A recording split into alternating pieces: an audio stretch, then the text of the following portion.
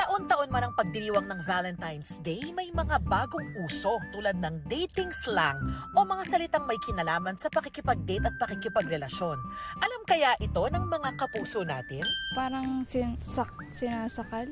Cushioning, parang rebound. Hunting for the best partner to be. Pocketing, nag-hold on ka pa din, parang in-hold mo yung person na hindi mo siya hinayaang makawala, na parang kahit wala kayong label. Ang cuffing daw, sabi ng kabataan, ay pagpasok sa isang panandaliang relasyon habang malamig ang panahon. Cushioning naman daw ang tawag sa pagkakaroon ng mga backup. Haunting naman ang tawag kapag may like ng like sa post mo o nanonood sa My Day mo pero di ka naman kinakausap. Pocketing naman ang tawag kapag tinatago ka ng karelasyon sa kanyang mga kaibigan at pamilya. Ghosting. May message ka or may message mo, sinin, pero hindi naman nag-reply. Na-experience mo na bang mag-ghost? Hindi pa naman, pero feel ko ako yung nang-ghost. Hindi ko sinasadya.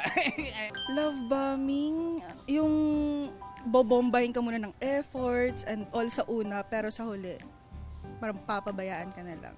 Anong masasabi mo sa mga taong mahilig mag-love bomb? Sana hindi masaya ang Valentine's niyo. Yung sa bench, Hanggang bench lang. oo, yung admire from afar. Sorry po. Pero ang benching pala ay para raw pagbabangko o pagre-reserba ng tao habang may dinidate kang iba. Ikaw ba naranasan mo na ito? Madaming beses po. Message mo sa mga tao na nagko-commit ng ganitong dating mistake.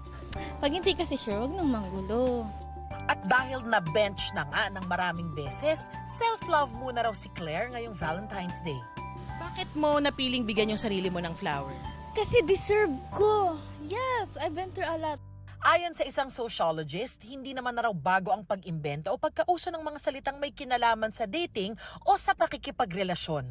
Kagaya ng mga salita dati na MU, shota, kaon at kung ano-ano pa. Kasi ang wika, ang lengguwahe, sumasalamin kasi ng kultura ng bawat generation. Meron tayong tinatawag na social and psychological validation.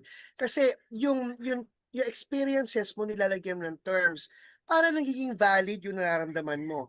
Now, kung valid yung nararamdaman mo, nakakatulong kasi ito sa emotional processing mo.